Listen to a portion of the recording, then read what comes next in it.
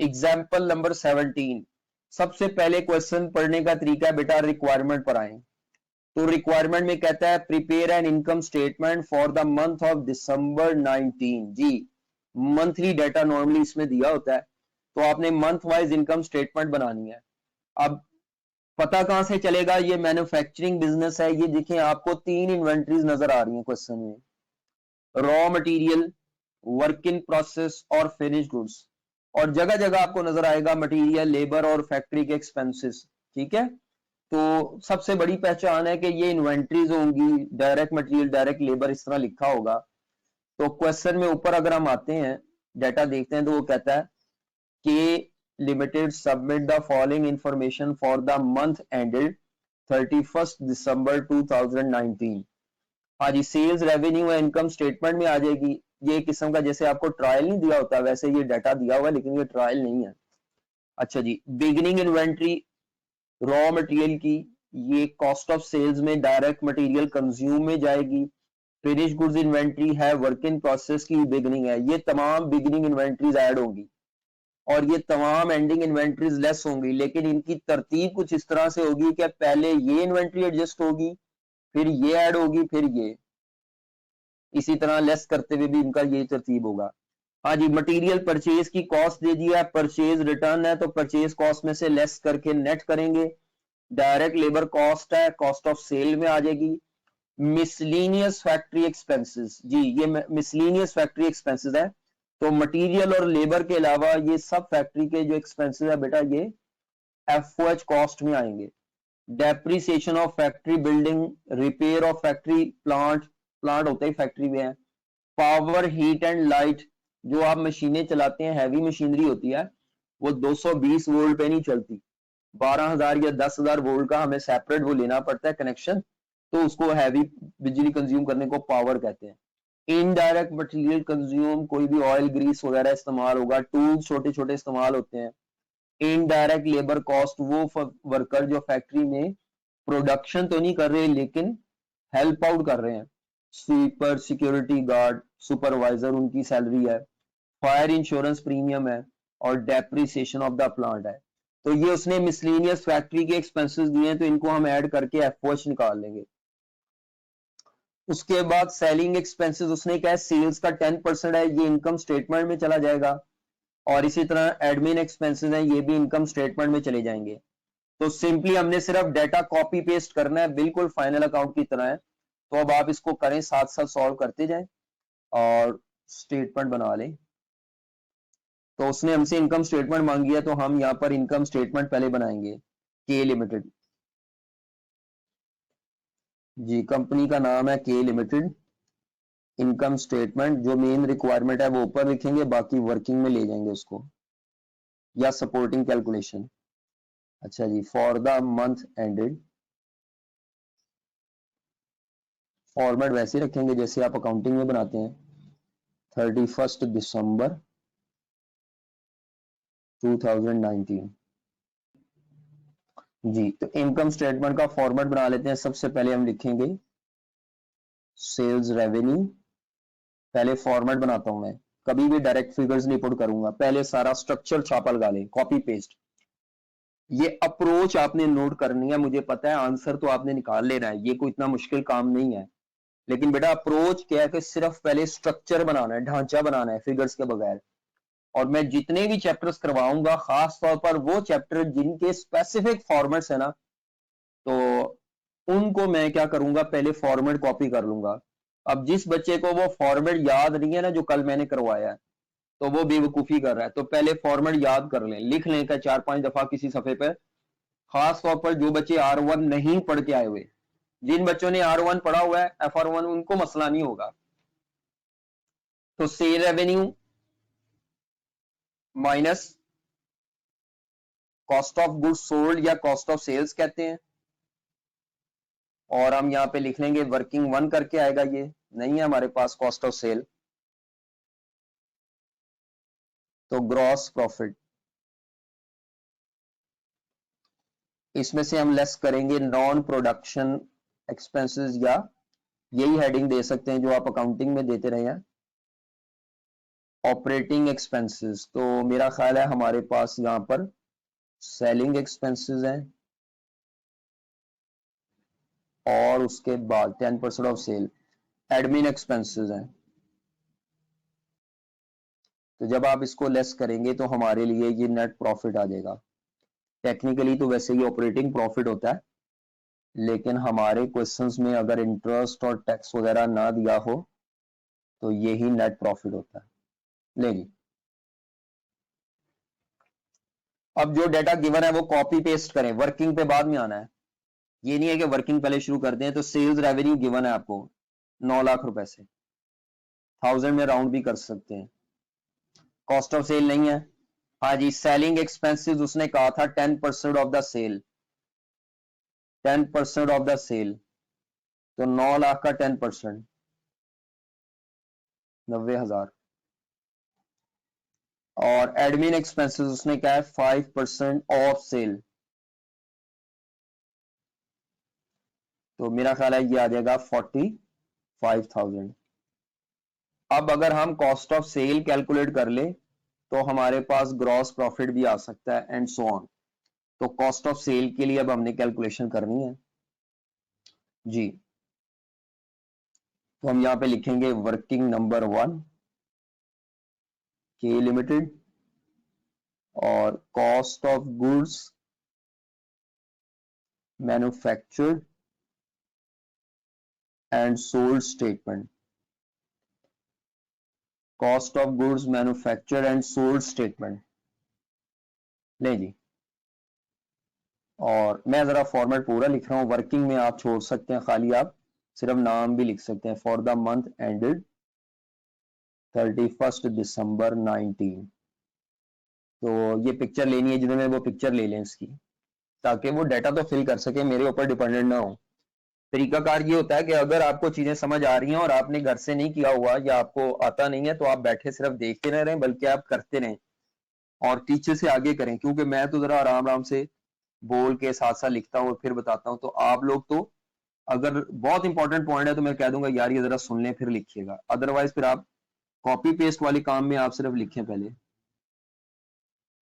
जी। 2 column बना लें, inner column और मेन आउटर कॉलम, ये वर्किंग के लिए इस्तेमाल होता है।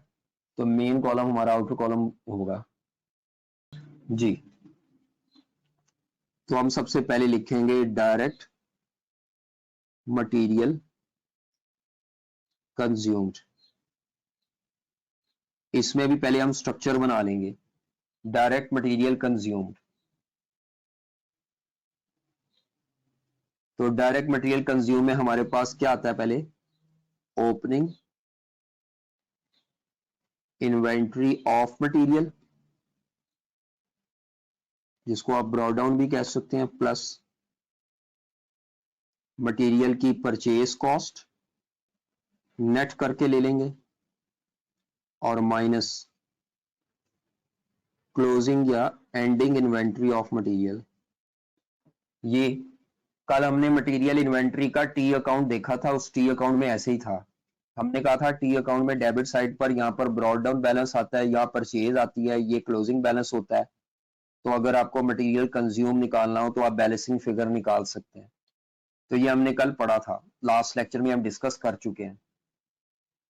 चले यहां तक पहले हम ये फॉर्मेट बना लिया, अब इसका डाटा फिलअप कर लें जी। डायरेक्ट मटेरियल कंज्यूम में बिगिनिंग इन्वेंट्री कितनी है, 39,000, मैं क्रॉस कर ही जाऊंगा 39,000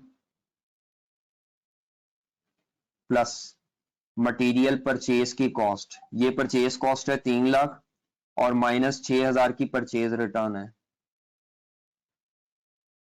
6,000। तो मेरा ख्याल है 2,94,000 है। अब हमने इसमें से लेस करना है क्लोजिंग स्टॉक, ये भी हो गया, ये भी हो गया। हाँ जी, closing stock of raw material 57,000।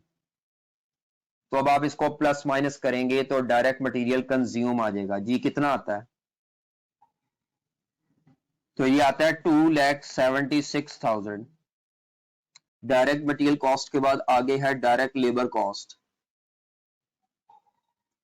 Direct labour cost वो कितनी अमाउंट है, 1,17,000।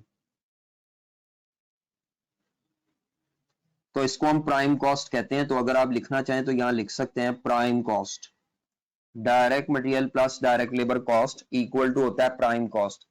तो 2,76,000 plus 117, so it will be 3,93,000। चलें, उसके बाद हम आगे आप फॉर्मेट बना लेते हैं, ऐड करेंगे फैक्ट्री ओवरहेड्स कॉस्ट।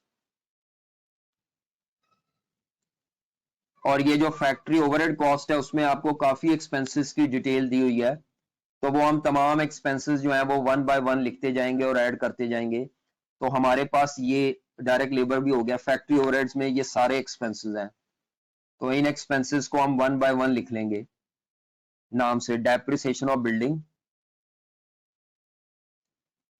डायरेक्ट आप कैलकुलेटर पे जमा नहीं कर सकते, या इसको अलहदा से ऐड करके लिखें या यहाँ पे शो करें।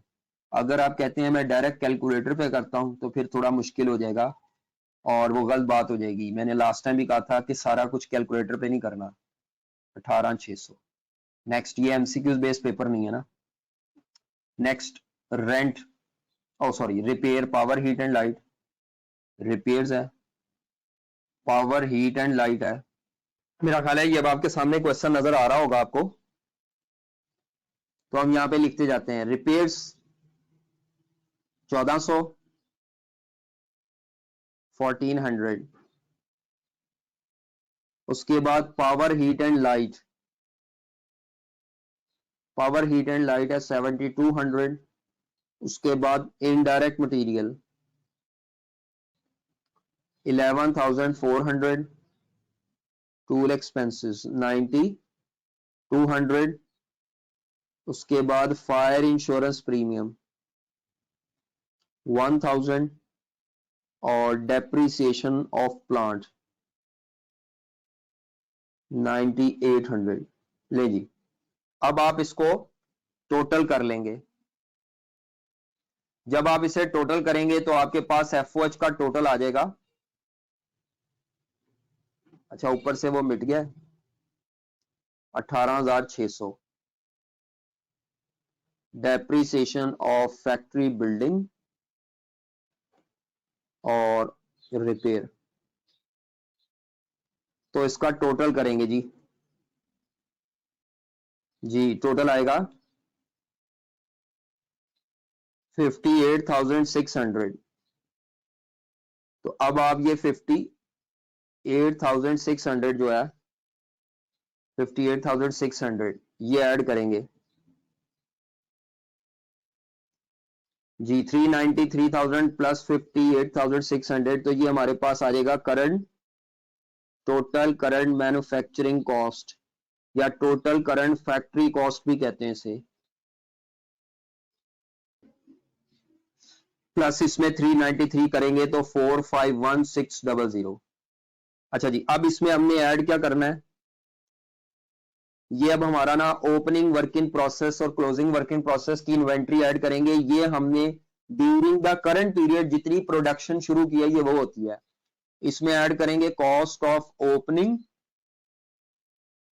वर्क इन प्रोसेस इन्वेंट्री और लेस करेंगे इसमें से cost of ending work in process inventory. तो opening work in process inventory को आप ऐड कर देंगे, एंडिंग को लेस कर देंगे। 36,000 ऐड होगा और 48,000 लेस होगा। तो जब हम इसको लेस करेंगे तो ये हमारी जो इस पीरियड में चीजें मुकम्मल हुई हैं, फिनिश गुड्स बनी हैं, वो आ जाएंगी कॉस्ट ऑफ गुड्स मैन्युफैक्चर्ड। तो ये जो कॉस्ट ऑफ गुड्स मैन्युफैक्चर्ड आई है ये क्या शो करती है कि जो करंट पीरियड में आपने चीजें बनाई हैं ये उनकी कॉस्ट है। ले जी, मेरा ख्याल है ये आता है 439,600। इसमें आखिरी चीज अब ऐड करनी है, ये जो चीजें हैं ये असल में फिनिश गुड्स बन गई हैं। अब इसमें फिनिश गुड्स के जब ये स्टोर में जाएंगी तो फिनिश गुड्स की ओपनिंग इन्वेंट्री ऐड करेंगे इसमें और क्लोजिंग इन्वेंट्री लेस करेंगे। फिनिश गुड्स की क्लोजिंग इन्वेंट्री इसमें से लेस करेंगे। अच्छा जी, फिनिश गुड्स की जो ओपनिंग इन्वेंट्री है वो कितनी थी? 174 और 168। तो 174 और माइनस 168, तो ये आपके पास कॉस्ट ऑफ गुड्स सोल्ड या कॉस्ट ऑफ सेल्स आ जाएगी 445,600। अच्छा, ये जो है ना कॉस्ट ऑफ गुड्स मैन्युफैक्चर्ड और प्लस ओपनिंग फिनिश गुड्स, इसको ऐड करके भी ये एक लाइन का नाम होता है cost of goods available for cell. इसी तरह, लेकिन वो मैं नहीं लिखता, अगर आपको कभी ये लफ्ज नजर आ जाए ना cost of goods available for cell, तो वो इन दोनों का टोटल होगा वो लाइन। इसी तरह ये जब मैंने करंट मैन्युफैक्चरिंग कॉस्ट के अंदर opening work in process add किया था और क्लोजिंग को लेस करने से पहले यहां पे जो स्टेटमेंट है उसका अगर आप नाम लिखना चाहें तो वो भी लिख सकते हैं, cost of goods to be manufactured. To be का मतलब है जो मैन्युफैक्चर होनी है।